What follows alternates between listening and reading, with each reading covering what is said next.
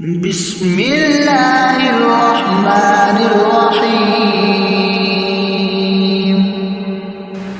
القارعة ما القارعة وما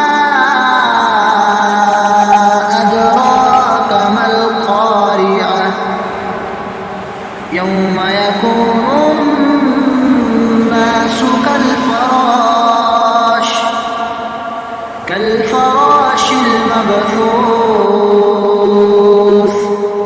وتكون الجبال كالعهن المنفوش